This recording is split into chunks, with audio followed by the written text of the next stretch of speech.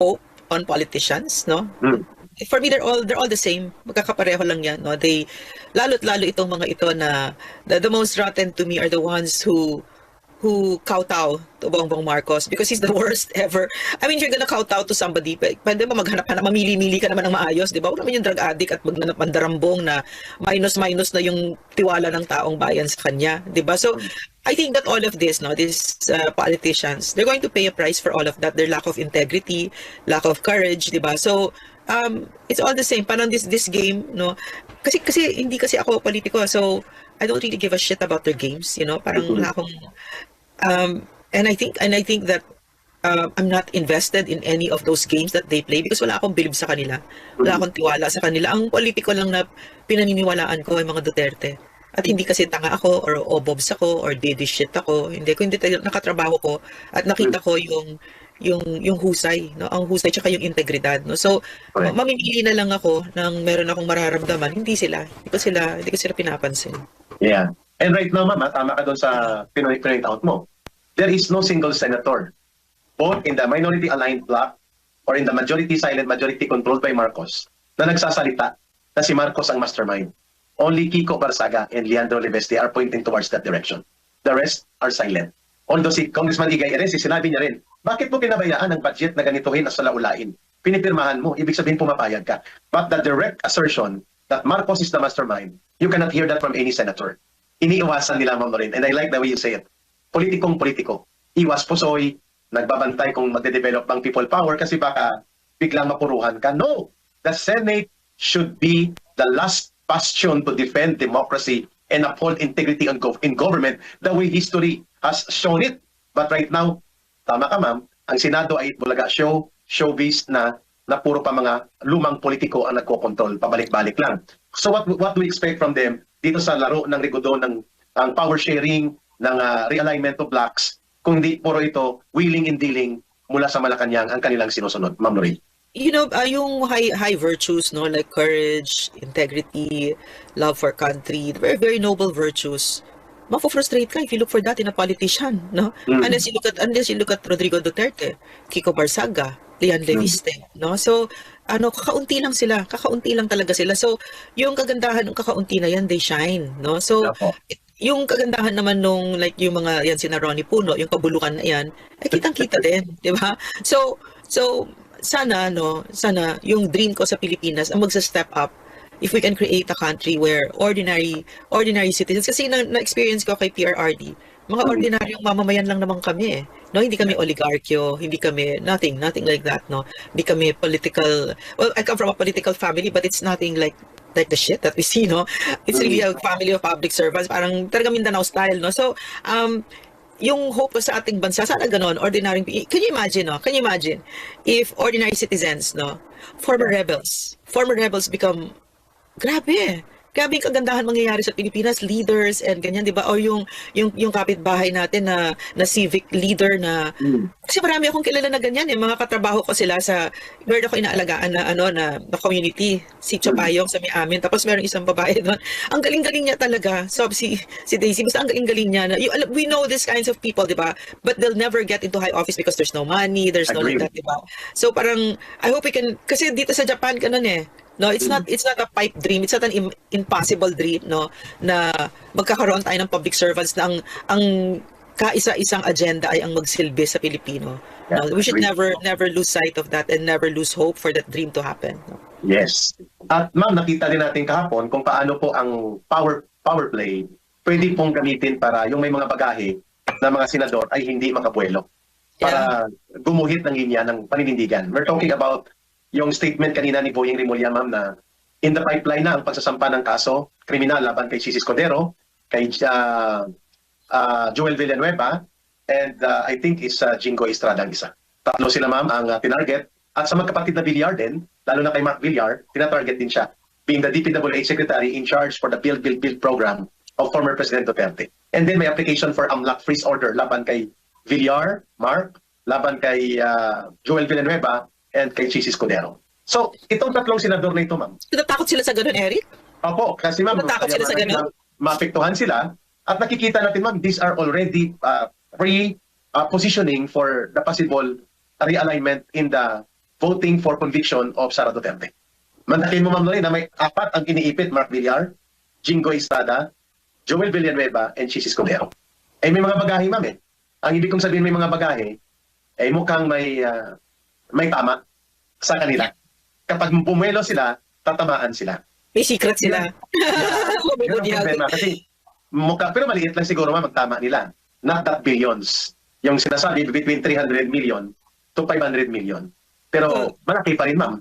Pero kung ikukumpara sa pagnanakaw nila Marcos at Romualdez, Yun. iba talaga yung sindikato ni Marcos at Romualdez. Pero mayroon din pong nagsasabi na sa mga like revelations ni Yusek Bernardo, revelations ni Henry Alcantara, na itong mga binabanggit na iniipit ngayon ng Malacanang for bargaining operations, for political swapping of favor, lalo na sa Sara Duterte case, and the maintenance of the majority in favor of Marcos, mukhang ito ang ginagamit, ma'am. How do you look at this guy? Sabi mo, natatakot sila?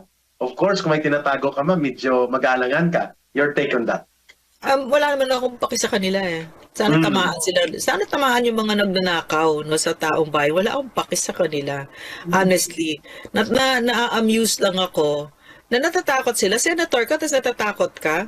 Ako tayo nga, hindi nga tayo senator eh. Di ba? Kasi sa Hindi mo akin, tayo nagnakaw. kung sa bagay, yeah. Pero yung wala silang natatakot balik ka, sa atin. yeah, I mean to say, no, ba't hindi kayo magsanib puwersa at ang habulin ninyo? No, I mean, they're so disempowered and that's so funny na magpapatakot kayo dyan sa mga magnanakaw na yan na ginagamit ng gobyerno na para tasaktan ng Pilipinas, di ba? Diyan natatakot kayo. At saka na-amuse ako kasi ang astig talaga ni Inday, no? Ang astig talaga. Talagang ang galing talaga ng branding ng Duterte name, no? Na they'll do everything, a whole circus talaga. They'll throw everything and the sink and everything. Pero anong resulta? She's still the highest, most trusted. Tuloy-tuloy. Kasi nga, hina talaga mag-isip ng mga ito eh. Talagang binigay nyo kay Inday. Binigay nyo kay Inday yung victory na ito na talaga namamayagpag siya, talaga she's standing strong. At dinala niya pa yung tatay niya sa dahig. Mangkon, di ba naman kayo isa't kalahating bobo? Eh di ginawa niyo pa talagang living legend si PRRD. Di ba? Ang bobobo eh. Ang hina-hina ng mga isip nila, no, na anong itinatakot niyo kay PRRD na mamamatay siya doon? You think natatakot siyang mamatay? You think? So hindi niyo talaga kilala.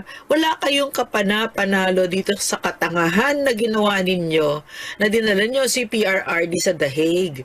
Lalo tuloy naging formidable ang Duterte brand.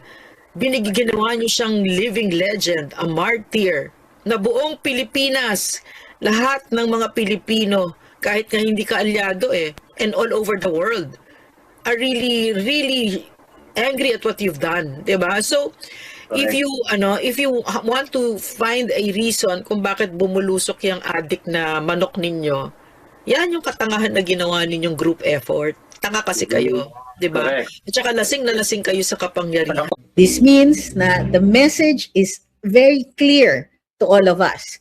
This administration wants to remove VP Sara, and it isn't about whether or not she did something wrong. No, this isn't about anything that she had done, as a matter of fact, because in the greater scheme of things, this administration has appeared to be greedy, okay, and manipulative, and they disregard the not just due process, but disregard the public interest. So, and this display of blatant partisanship is one of the means by which we find this out. Now, what happened during Arab's trial? The people would not accept the non-opening of the envelope. Remember this? And people just went nuts. Somebody took advantage of the anger of the people and managed to, initiate people power, which they were already planning anyway. Okay. So, remember this. At the time when you feel like giving up and you're feeling hopeless, That's not the, change your gears. You shouldn't be in despair. You should be angry. Because again, they are using the process not for accountability, not for check and balance, not because she allegedly did something wrong. It is a political convenience na meron silang tinatawag na disallowance. But I would like to remind everybody, a disallowance does not mean that somebody has committed a crime. Okay? On the other matters, everybody and their brother, they know that those threats are, lead to an impossible crime. So why are they insisting? Because these people, they don't care about the grounds. All they need is something to plaster onto to an impeachment complaint and abide by their adage. It doesn't have to be true. You only need something to hold on to, such as an allegation, the semblance of a crime, even if it cannot be a crime.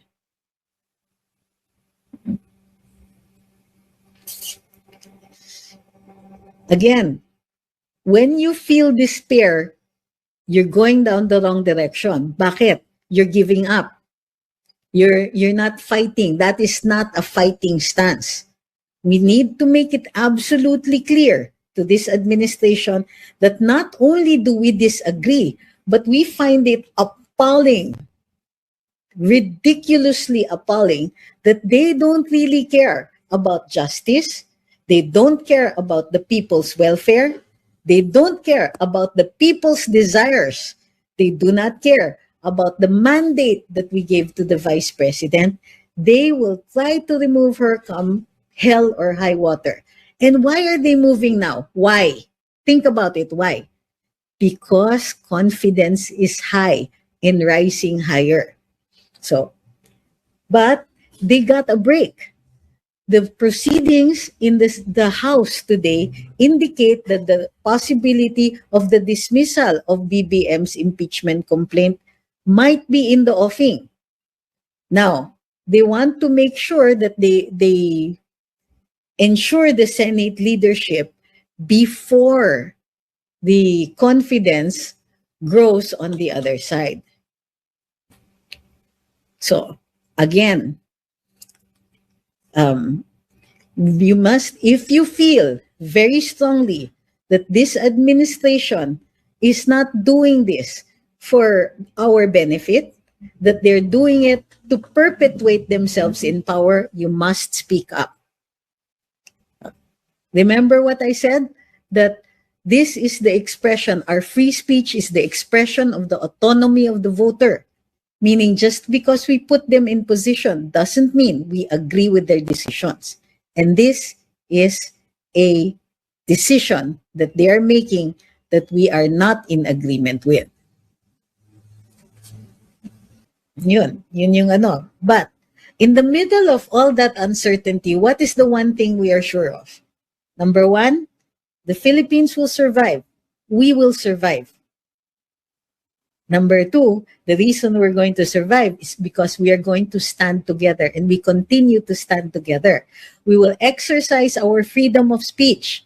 We will exercise our freedom of speech towards correcting what this administration is doing.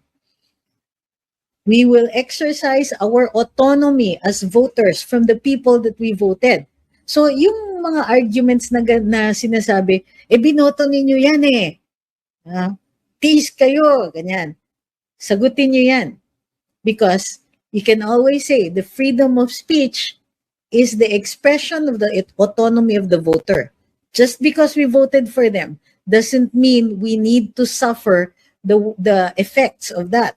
How do you mitigate the effects? You use your freedom of speech to call them out, to correct them, force them to correct themselves.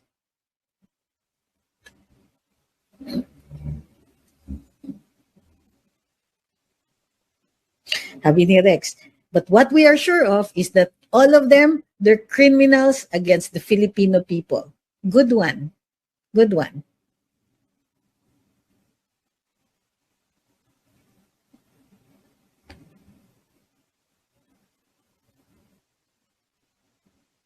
Okay? Pasensya na, medyo antok ako. Dahil na-reach ang gift goals. Maraming salamat po. Uy, ang taray, salamat po.